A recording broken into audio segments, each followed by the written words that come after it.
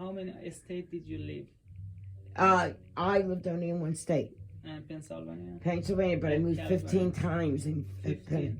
in Pennsylvania, so I was around. From between where to where? Just in the Pennsylvania. area, in the In area. area. Oh, Yeah, that's a lot of. I was done. And I was done, Memo. yeah. And what? And that's what it is. You know, when you take a position, it's almost like when you take a position for hire or a higher leadership. There's an old saying: you got to move. You got to get out of time. You got to head for the hills, or you got to, because somebody's always going to try to trump you and take your position over. It's an old time saying, and I believe in that. You mean every 15 times you moved around? No, because no. of some I'm a person? woman. No, I own my own businesses. No.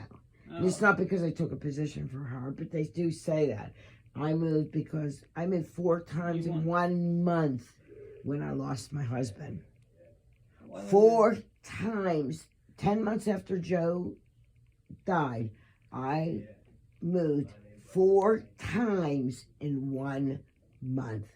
I was just so scattered. I was like, what am I going to do? What am I going to do? I just didn't know where to go, what to do, for 14, 15, 16 years, all I took care of was a sick man. I didn't know what to, I was like, oh my God, there's computers. Where were your family at the time? I don't have a family. Like my mom, sister? my dad died, my mom died, all my aunts and uncles, basically I only had 3 aunts and uncles that were alive. They're all dead. I had Lisa and Anthony. Lisa, we got her in the shop before Joe died. And Anthony was on a truck, moving company, going all through the States.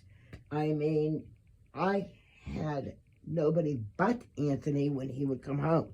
And Lisa was having problems with her love life, and I had nobody. Me and my sister were not close, and she wouldn't help anyway. Wow. When I met my second husband, he said, I never saw a woman with so many problems and have so less, no furniture, this, that, and greets me at the door with a smile like nothing's going on, and cooks me breakfast and supper and this and that. He couldn't believe it. I said, well, you're with spoiled women. You're with spoiled women. Virgo's very good with change, though. Virgo can inhabit change. We like change. We love change. And the second husband, where is he now? Dead. Both of them? No, my first husband's still alive. My second husband was terminally ill. You just divorced because We divorced. No, my first husband never signed the divorce paper. Refused to. So I don't know if I was even legally married to Joe. I have no clue. Can you hit that air conditioning? I'm starting to get hot and bothered here. Go ahead. Yeah, I don't even know if that was a legal marriage. But no idea where is that. Because I got married in the Justice of Peace. But whenever you go to government, they're gonna take out your background. They know. The second time you went to marry, It doesn't. No, it don't matter. Yeah, trust me, he was a racketeer. He got it all covered. It'll be between his Social Security or Larry's Social Security. Look at this. When someone got married and then they don't divorce, they can't get married again because it's gonna be twice. Or maybe There's ways around that. Well, how come men in Utah get married? They have 3, 4 wives. Go figure that out. Go figure that out. There's Mormons. Go figure it out. I can get you there in 6 hours by car. I'll show you it. They walk around. I'm telling you, they have a herd of kids. They have like 28 kids. I'd kill myself. I didn't know what to do with 2 kids, let alone 28.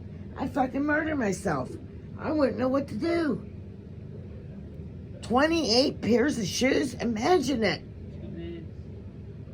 What the fuck?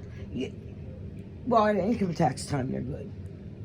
Because they get $1,000 a child. And But that's only $28,000. Look at this. Why they like Anthony and his sister?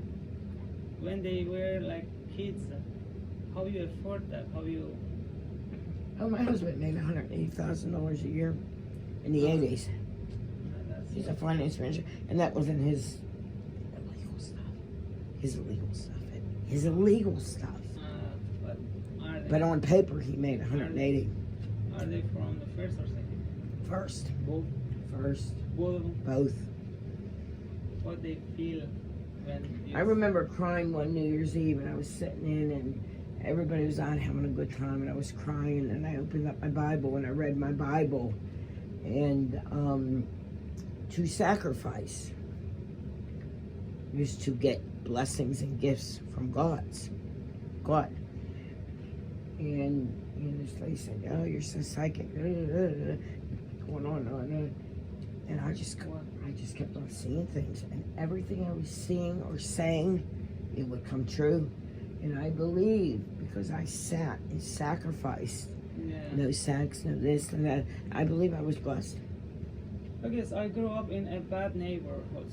It's like criminal neighborhoods, myself. And You're gangster, Doc. You're gangster, Doc. Yeah, but look at this. When your dad, was he a gangster or was No, he was in gambling. He more knew. He was a gambler. He made his money on gambling horses. The buggies, not the ones that sit on a horse. The buggies. And he made a lot of money. So he knew racketeers, mafia, hood people. The neighborhood you grew up was like... No, it was perfect. Spit and clean. Because you know... Spit and shining. It was middle class to upper middle class to rich. But what do you think? How come you got interest in gangsters? How come? Because there's no relationship between... Because they treated my mom and dad really good. They treated my mother very good. Like if my dad had a problem, or like that was right at the time when the steel mills were shutting down, and my dad lost his job, and there was no help. I mean, no neighbors were going to help us, no family was going to help us. But I saw the racketeers, the gangsters come in. They bought us Christmas gifts, and they paid for the mortgage until my dad ended up getting melanoma cancer on his neck. And they just took care of my mother and us. They just did. If we needed a ride to the doctor, my mother didn't drive like me. And, they took us to the doctor if we needed, or if she needed to go to PTA meeting. They were just good. They were generally good, nice guys. But where... They would give us clothes. And then when we got back up on our feet, we reciprocated. Yeah. My dad would reciprocate. Were your parents born in the United States, right? Yeah. Oh, both of them? Yeah. My dad grew up in a place called Homestead, PA, a little rough. It's rough, they're very rough right now. Black and white community, Hispanic community, and my mother grew on the south side of Pittsburgh. So they were both in rough towns. Yeah, because I remember me too. I grew up in like criminal neighborhoods. All the time I was like trying to avoid criminals, because even sometimes when I saw like criminal girls, I was like trying to not talking even to them, because when I see like that bad ass girl, I just say, why they do that? Yeah, I remember. I saw some things with my first marriage, but my second marriage really just blew me over the top with what you see in the movies happens in real life. There was a commission, a table and a commission at my wedding. That he had to go to them to ask for this fourth marriage. He's married 4 times, Dr. Memos. And they came to the wedding. They were, they're 7 little Italian guys that were like 5 foot tall. I felt comfortable because I'm so short. And I just looked. And I'm like, oh my God, this does exist. This I was like, oh my God, I did marry into the mafia. Oh my God. And it just hit me. I was like, I always had somebody following me around that, but I always thought that was Joe and his paranoia. But I mean, it must be true. I mean, Jesus. Yeah. Okay, let me, because you have so experience about to knowing people, all kind of people. Okay, let me ask you something about myself. After this time, like in these times I came